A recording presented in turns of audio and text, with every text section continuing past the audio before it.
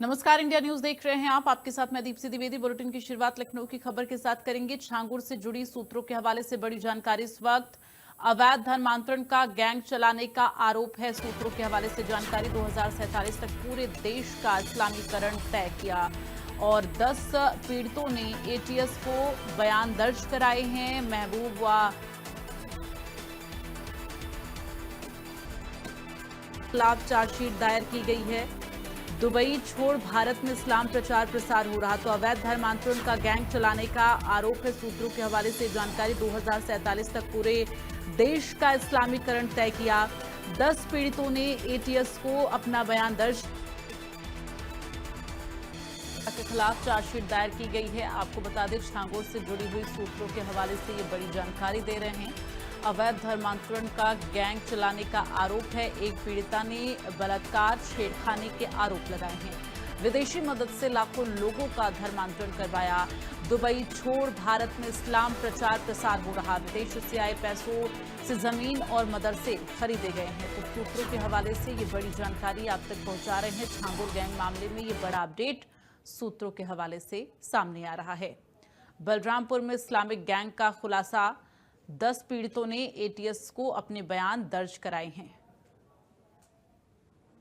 तो छांगुर का जो आगे का प्लान था वो उजागर हुआ है।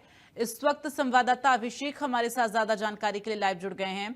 अभिषेक, छांगुर मामले में बड़ा अपडेट सूत्रों के हवाले से हम दर्शकों को बता रहे हैं और इस बीच 10 पीड़ितों के द्वारा एटीएस को बयान भी दर्ज करवाया गया है। क्या कुछ पूरी जानकारी है? बिल्कुल, यूपी एटीएस की तरफ से जो इन्वेस्टिगेशन चल रही थी उसमें एक बड़ा मोड़ आया है।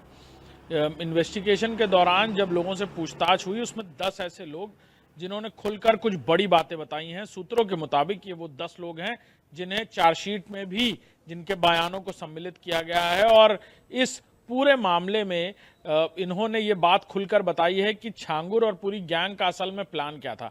2047 तक पूरे इलाके का इस्लामीकरण करना था, इस्लामिक स्टेट के तौर पर तब्दील करना था और वहां स्थिरता बरकरार रखने के लिए न सिर्फ डेमोग्राफी बदली जा रही थी, बल्कि बड़े पैमाने पर इस धर्मांतरण के जाल को इस तरह बिछाया जा रहा था कि वो पूरे इलाके में न सिर्फ वोट बैंक की बात हो या फिर नंबर ऑफ पॉपुलेशन की या जनसंख्या की, कुल मिलाकर पूरी तरह चीजें उनके पक्ष में होती और फिर वो अपने आप को वहां से खलीफा की तरह घोषित करवाना चाहता था और पूरे इलाके में इस्लामिक स्टेट की तरह राज करना चाहता था। तो सीधे तौर पर ये खतरनाक मंसूबे छांगुर और पूरा गैंग बना रहा था।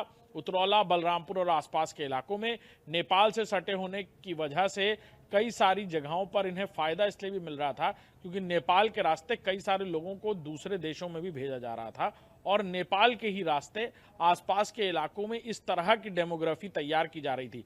जैसा कि नाम भी सामने आ रहा है, बाकायदा पीड़ितों की तरफ से दिए गए बयानों में कि पूर्व सांसद रिजवान जहीर की भी भूमिका संदिग्ध है। उनके कई सारे ऐसे इलाके थे जहां पर नेपाल से कई सारे रोहिंग्याओं को और तमाम दूसरी बिरादरी के लोगों को बुलाया गया और उन्हें शुरुआती दौर में शरणार्थी के तौर पर गांव में लाया गया और फिर उनका नाम पहले नगर पंचायत की वोटर लिस्ट में, जिला पंचायत की वोटर लिस्टों में और फिर नॉर्मल जो चुनाव होते हैं विधानसभा और लोकसभा के चुनाव में उनके नाम वोटर लिस्ट में जुड़वाए गए थे। तो सीधे तौर पर यह पूरा मामला डेमोग्राफी बदलने के साथ साथ राजनीतिक तौर पर भी ताकत बटोरने जैसा था और बड़े पैमाने पर यह किया जा रहा था। पूरे इलाके में कई जगहों पर इस तरह की डेमोग्राफी बदली भी है, जिसको लेकर अब देश की अलग अलग एजेंसियां इस पूरे मामले में जांच कर रही हैं। बिल्कुल। और अभिषेक, देखिए, एक पीड़िता के द्वारा साफ तौर पर आरोप बलात्कार और छेड़खानी का भी है, लेकिन इस बीच जो 10 पीड़ितों के द्वारा एटीएस को बयान दर्ज कराए गए हैं, ये जो पीड़ित हैं ये क्या सिर्फ बलरामपुर के हैं या प्रदेश के अलग अलग जिलों के हैं? क्या जानकारी इसको लेकर?